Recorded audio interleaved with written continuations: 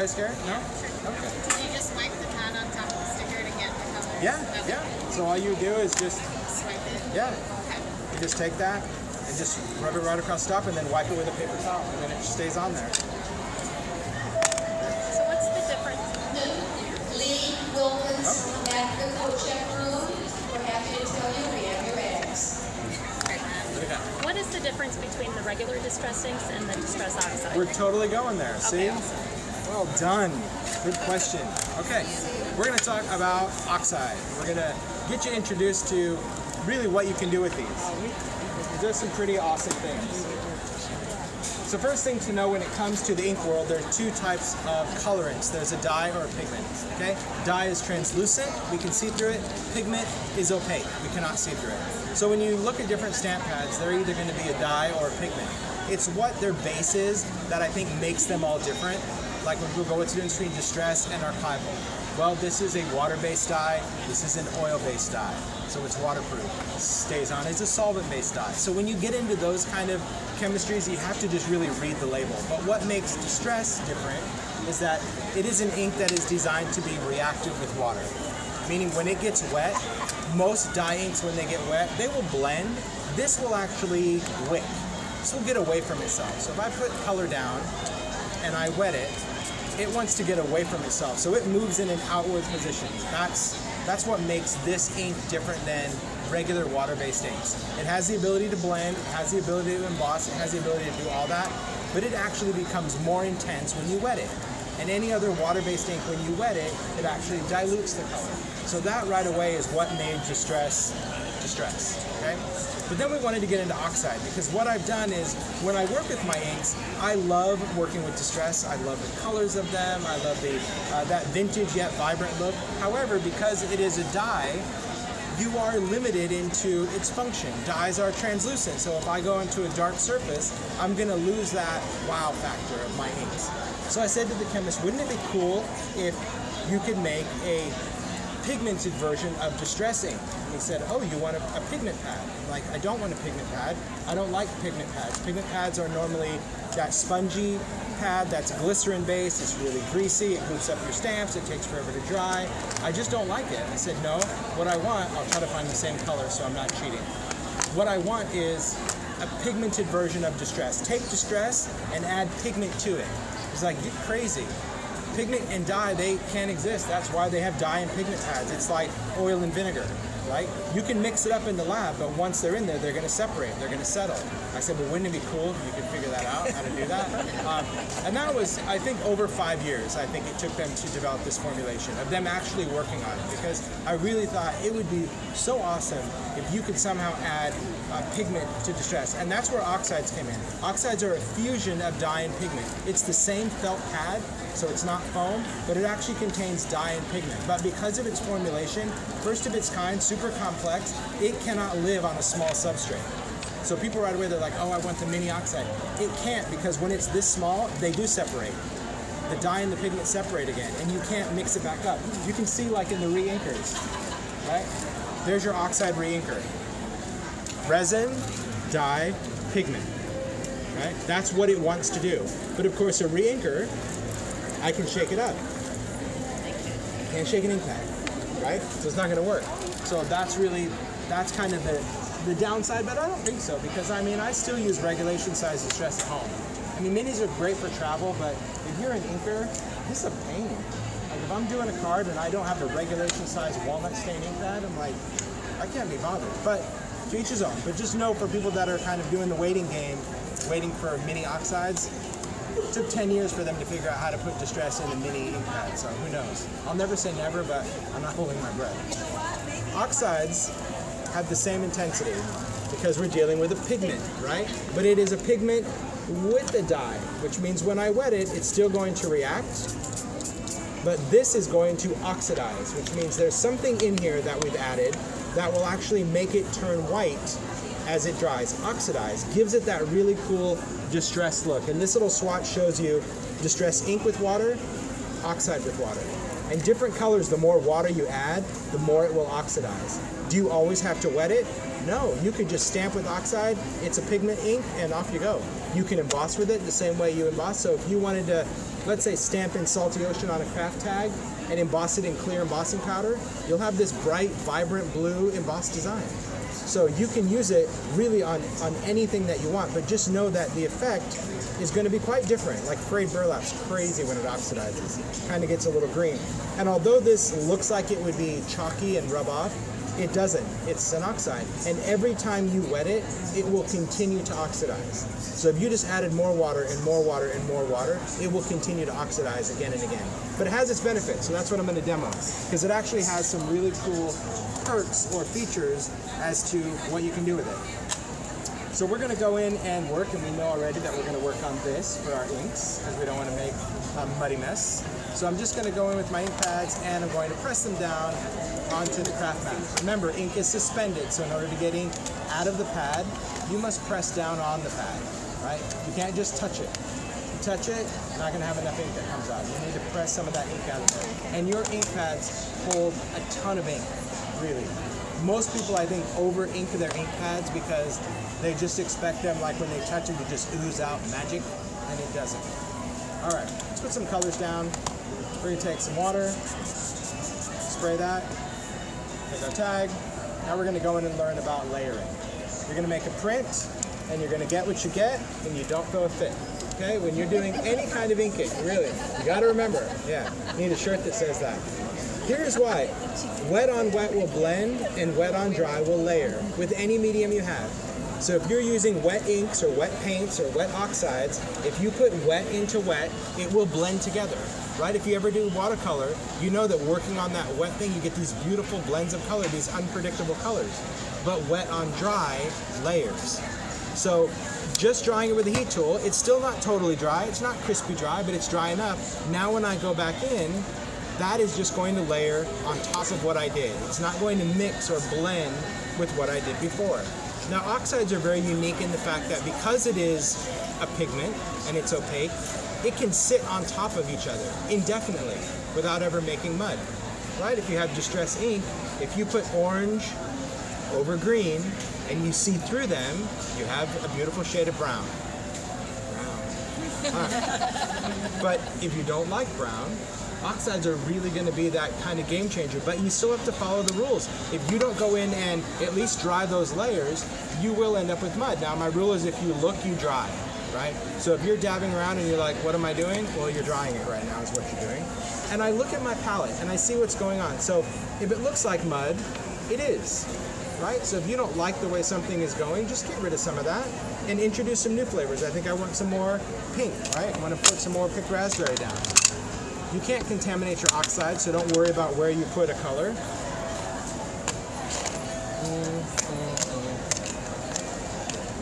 Let's do a little abandoned coral here. All right. I'm going to go in, add a little water. So here I've got a big green mucky mess. I'm going to put some pink, I'm going to put some coral, and we're just going to start building these layers up. Now, if you want a different color there, like it's driving you crazy, well, just get over that, and then you can cover it. But some people just you're so in your head about one spot, just then cover it up so you can move on. We're gonna add another little layer right here. Add a little bit of water. We can always take off some layers. All right. And notice when I'm putting those layers on, I'm just kind of tapping around different areas. There we go. I like that background. That's a good one. And that's using a lot of color. Do you have to use all these colors? No. You can use one color, two colors, as many as you want. In fact, one color does a pretty cool background just in and of itself. So here's what I want to show you with oxide. Every time we add a layer, even every time we add water, it's going to oxidize more. So even if you layer it and you think, ooh, I want it to be more oxidized, more chalky, you can see that every time I add water, see how that color is kind of getting more of that milky haze when it dries? It oxidizes more and more. That's what it's designed to do, which I think is pretty fantastic. If I just drip water on, it too will only oxidize in those little tiny areas. Or I could lift it off, kind of create those little bleach spots. All right, there's one background, simple. And oxide really has kind of a, I mean, you can feel it, it's almost like a suede paper, like feel of vision. But it's suede-y. It has a soft feel to it. So let's go and talk about some different ways that we can use oxide. Well, if we're going to use oxides, we can use them for blending, right? If we want to do some backgrounds, we can use our ink blending tool and blend. If we want to layer oxides, those have a really kind of cool, unique way of doing some backgrounds. I'm going to take one color. This time it happens to be peeled paint. And I'm just going to go in and do the same exact thing. I'm going to make a print, add a little bit of water, dry it, and just using a single color, if you remember to dry and layer, you will create beautiful, beautiful effects with one color. And that's what I always try to tell people. We all have our favorites, what colors we like, what colors we want to work with. Have you ever tried just using one color? If you remember to layer with water, you will get so much depth with your favorite color that you wouldn't need all those other matchy-matches. That's the thing, because you think, oh, if I do this background, I need peeled paint, but then I need some crushed olive to make it look more yellow. I should get a little forest moss. Yeah, you can do all of that, but if you just dry your layers and add water to it, you're going to achieve that with an oxide, because it's going to build up on top of it though. It's going to always create that. And again, if I splash water on it, that's just going to make this even more mottled. It's totally up to you. It's a cool background. So I'll do this a lot for like underwater things, if I'm doing, you know, a sky, if I'm doing ground, any kind of background. All right, fill that in, fill that in. All right. Fill in the blanks. Done. See? That's a cool background with a color. So any of your favorite colors, if you like picked raspberry, if you like rusty hinge, whatever, just try it. Take that out, spray it with water, and just keep going in dry layers. You'll amaze yourself of how cool of a background you're going to get, and how many different kind of colors reveal themselves from a single color. You know, you're going to see the yellows, the browns, whatever's in there. Okay, so let's talk about what happens when we change our background. Let's do that. That's a good one. Like a shirt like that. Okay, what happens if we change our substrate? Right now this is just paper, cardstock. What happens if we go shiny, right? We're gonna go into alcohol ink cardstock. We're gonna take a little bit of gloss, shiny paper. Now we know from our alcohol ink demo earlier, if you were around for that, that this is the most porous paper. So we're gonna use that to our advantage. We're gonna take some colors, we're going to place them down, and you don't have to be as crazy as I am with colors. I use all these colors when I'm demoing because I just like to show people that you just don't have to overthink the ink. You know, there are so many people that are just, they're frozen about using their ink because I don't know what colors go together. Honestly, if you're working with oxide, you cannot screw it up because you're going to be able to layer it. So use what you like at first, but the key is that you put that in, you lift it off, and you dry it. You don't care what it looks like. You can't worry about that because you will make mud. If you go in and double dip, you're going to make mud that second time. So just dry it. But this paper is going to look totally different with oxide. All right, I'm going to take that, splash around here. Now see, right away I'm kind of getting a little mud there. Yep, get a little mud there. Just clean it up. The media mat is your friend. It really is. But how great is it that I have a workspace? Because see, I just shove everything off. And I can't jump back. It's so nice. It is, I mean, it's a game changer. I can't say it enough. I would say in my 17 years of doing this, there hasn't been a tool that has impacted my crafting more, which is weird. Yeah, it's just changed the way I can make. I have a space, I've got a place to work, a place to make a mess. It's just, it's totally changed for me. She uses her bed. Yeah, that's it. Nice. Here I'm just going to take this now. As I build my layers, I'm really starting to pay attention as we build up because remember the opacity of this ink is going to start sitting on there. So kind of use some of your favorite colors. Here I'll take, and you don't have to use much of it because our background is pretty much done. Let's go in, let's throw in something bright. What do I got? Oh, that's a good one. All right. Let's use a little more persimmon back here, and I'm looking for, let's do a little twisted citron. Okay.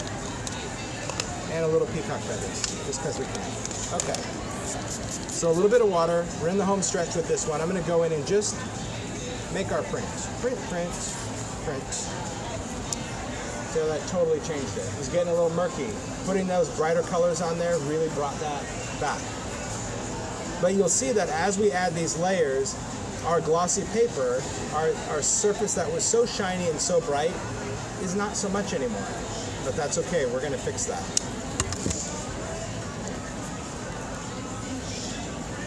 Alright, I'm finished. I'm going to get rid of this, because if I don't clean this, I won't be finished. Take it out of my way. I will. I know me. If I don't get rid of it, I'll be like, oh, just one more time. Something magical is going to happen. Alright, so here's what we've got. We've got a background that we have oxidized today. We've put so many layers, so many colors, and we've gone from a very shiny paper to a very not so shiny paper. And the thing about this paper is glossy cardstock is a clay coated paper, but it's very porous. And what happens with oxide is that the dye soaks into the paper, but the pigment can't. So if I touch this paper, that oxide is going to come off. It doesn't come off on your other papers, but on glossy, it comes off, which gave me the idea of how do I get rid of this oxide? So my first thing, I licked it, tried a little spot, came off, but then it oxidized again. Then I thought, ooh, a baby wipe, and I wiped it down, and then it oxidized again, because remember, every time it gets wet, it reoxidizes. So if you have a product called Distress Microglaze, that's this little stuff. Distress Microglaze is what you put over Distress to make it permanent, right? You can rub a little bit on this background, and that background would be waterproof. I can put it over anything that I've created, it becomes waterproof. But Distress Microglaze is pretty awesome because it's going to allow me to actually change this background, okay? The microglaze it's kind of like Vaseline, but it evaporates. It has a solvent in it, believe it or not. So if you own this, make sure that when you're using it, always keep the lid on it, because it will, you won't think it will because you think, oh, it's like Vaseline, it'll be fine. No, it'll evaporate. You'll have an empty jar. But we're going to take some of this microglaze and we're going to completely change this background, right? We're going to go from a very chalky background to a very vibrant background, believe it or not. So here we go. I'm just going to start applying that glaze, and that glaze is lifting off that oxide and revealing every colorful layer that we applied to this paper. And it's going to make our background completely permanent now. So even though it was Distress ink, we're back to a glossy paper that is completely stampable, it's totally dry, we can journal on it, do whatever we want, but now we've got these really vivid, rich layers of color to work through. So just by changing my paper, I was able to give oxides just a new finish. I still had that ability to layer because of pigment, but I got that really vibrant layer because I was able to microglaze over the top of it. That's pretty cool. I do love this. All right, we're going to do one more tag, and then I'm going to take a break. So we're going to layer oxide and ink, because I think that's important. I always like to show people that when we're doing this,